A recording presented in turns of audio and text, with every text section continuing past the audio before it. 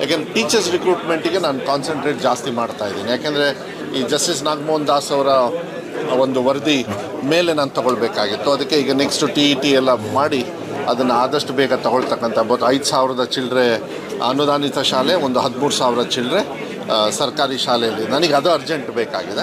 ಮತ್ತು ಕನ್ನಡ ಮಾಧ್ಯಮಕ್ಕೆ ಸಹಕಾರ ಮಾಡ್ತಕ್ಕಂಥದ್ದು ನಮ್ಮ ಸರ್ಕಾರದ ಆದ್ಯತೆ ಇರೋದ್ರಿಂದ ಮಾನ್ಯ ಮುಖ್ಯಮಂತ್ರಿಗಳು ಕೂಡ ಆಸೆ ಇದೆ. ಅದು ನೆಕ್ಸ್ಟು ಅದನ್ನು ತಗೊಳ್ತೀವಿ.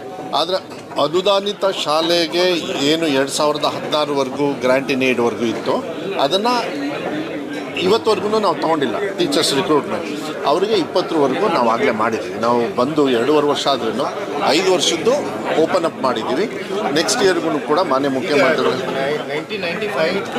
2005 ನಾನು ಕೇಳಿದ್ದೀನಿ. ಈವನ್ 5 ವರ್ಷ ಕೊಟ್ಟರೇನು ಒಂದೊಂದು ಹಂತಕ್ಕೆ ಸ್ವಲ್ಪ ಸಹಕಾರ ಆಗುತ್ತೆ. ಯಾಕೆಂದರೆ ಕೆಲವರೆಲ್ಲರೂ ಕನ್ನಡ ಮಾಧ್ಯಮವನ್ನು ಗ್ರ್ಯಾಂಟ್ ಇನ್ ಏಡ್ ಸಿಗ್ಬೋದು ಅಂಥೇಳಿ ಕೆಲವ್ರು ಮಾಡಿದ್ದಾರೆ.